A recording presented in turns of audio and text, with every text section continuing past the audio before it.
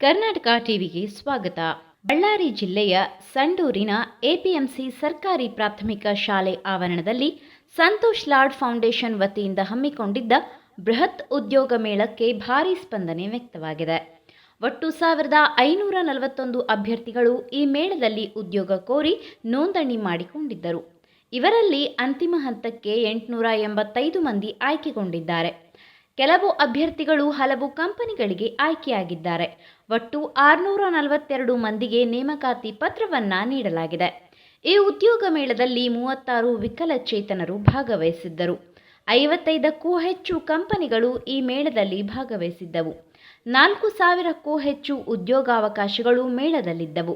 SSLC, PUC, ಪದವಿ, diploma, paramedical, pharmacy, ಸ್ನಾತಕೋತ್ತರ ಪದವೀಧರರು, ವಿಶೇಷ ಚೇತನರು ಹಾಗೂ ತೃತೀಯ ಲಿಂಗಿಗಳು ಈ ಕಾರ್ಯಕ್ರಮದಲ್ಲಿ ಭಾಗವಹಿಸಿದ್ದರು.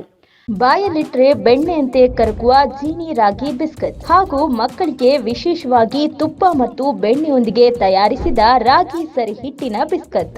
ಅಭ್ಯರ್ಥಿಗಳ ಧನ್ಯವಾದ. ಮೇಳದಲ್ಲಿ ಭಾಗವಹಿಸಿದ್ದ ಅಭ್ಯರ್ಥಿಗಳು ಸಂತೋಷ್ ಲಾಡ್ ಉಪಕ್ರಮಕ್ಕೆ ಧನ್ಯವಾದಗಳನ್ನು ತಿಳಿಸಿದರು. ಉದ್ಯೋಗ ಪಡೆದ ಫಾರ್ಮಸಿ ಪದವೀಧರೆ ಗೀತಾ ಅವರು ಮಾತನಾಡಿ, ಈವರೆಗೆ ಸಾಕಷ್ಟು ಕಡೆ ಉದ್ಯೋಗಕ್ಕೆ ಪ್ರಯತ್ನಿಸಿದ್ದೆ, ಆದರೆ ಉದ್ಯೋಗ ಸಿಕ್ಕಿರಲಿಲ್ಲ.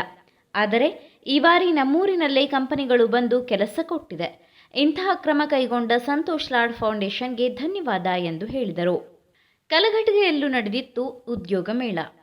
ಕಲಘಟಗಿಯ ಇಲ್ಲಿನ ಜನತಾ ಇಂಗ್ಲಿಷ್ ಸ್ಕೂಲ್ ಆವರಣದಲ್ಲಿ ಸಂತೋಷ್ ಲಾಡ್ ಫೌಂಡೇಶನ್ ವತಿಯಿಂದ ಶನಿವಾರ ಬೃಹತ್ ಉದ್ಯೋಗ ಮೇಳ ಹಮ್ಮಿಕೊಳ್ಳಲಾಗಿತ್ತು. ಈ ಮಾಹಿತಿ ನಿಮಗೆ ಇಷ್ಟವಾಗಿದ್ದಲ್ಲಿ ವಿಡಿಯೋನ ಲೈಕ್ ಮಾಡಿ, ಶೇರ್ ಮಾಡಿ, ನಮ್ಮ ಚಾನಲ್ನ ಸಬ್ಸ್ಕ್ರೈಬ್ ಮಾಡಿ. ಧನ್ಯವಾದ.